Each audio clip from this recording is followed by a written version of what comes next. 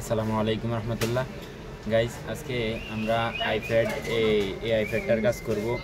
এটা হচ্ছে এই যে এটার মডেল নাম্বার এখানে দেওয়া আছে A1430। ঠিক আছে, এটা হচ্ছে A3, আইপ্যাড 3। তো আমরা এটাকে আজকে ডিএফইউ মোডে নেব। এটা মূলত হেলো স্ক্রিনে আছে। বর্তমানে আমি ডিএফইউ মোডে চলে গেছি অলরেডি। তো আমি কীভাবে ডিএফইউ মোডে নিছি আপনাদেরকে আজকে দেখাবো ইনশাল্লাহ। আর আইপ্যাড 3 যেগুলা, এই যে এখানে আইপ্যাড 3 দেওয়া আছে, আইপ্যাড 3 মূলত আপনি কিভাবে জেল ব্রেক করবেন, কিভাবে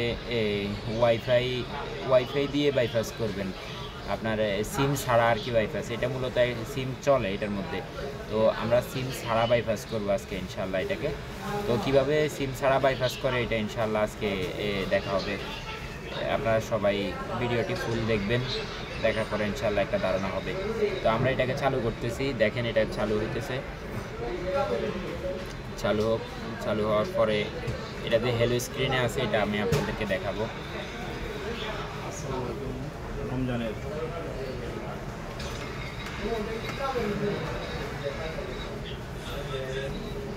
লক্ষ্য করেন এটা মূলত হেলো স্ক্রিন অবস্থায় আছে। এই যে হেলো স্ক্রিন অবস্থায় আছে। তো আমরা ডিএফইউ মোডে নেওয়ার জন্য ফার্স্ট অফ অল এটাকে কম্পিউটার সাথে কানেকশান দিয়ে নিব।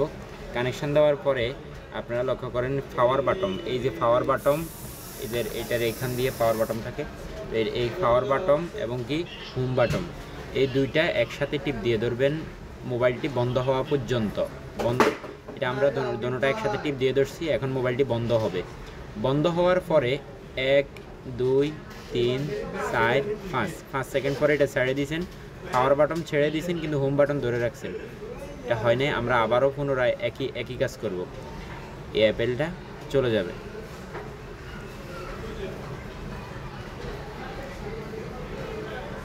আমরা পাওয়ার বাটন ছেড়ে দিয়েছি, হোম বাটন ধরে রাখছি, এটা ডিএফইউ মোডে চলে যাবে।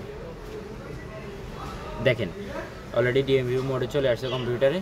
ঠিক আছে, আমরা এখন এটাকে কীভাবে বাইপাস করতে হয় এটার কাজ করবো ইনশাল্লাহ। ডিএফইউ মোড থেকে আমরা এখন চলে যাবে আনলক টুলে। এটা সিরিয়াল চেঞ্জ করতে হবে। ফার্স্ট অফ অল আনলক টুলে আসছি।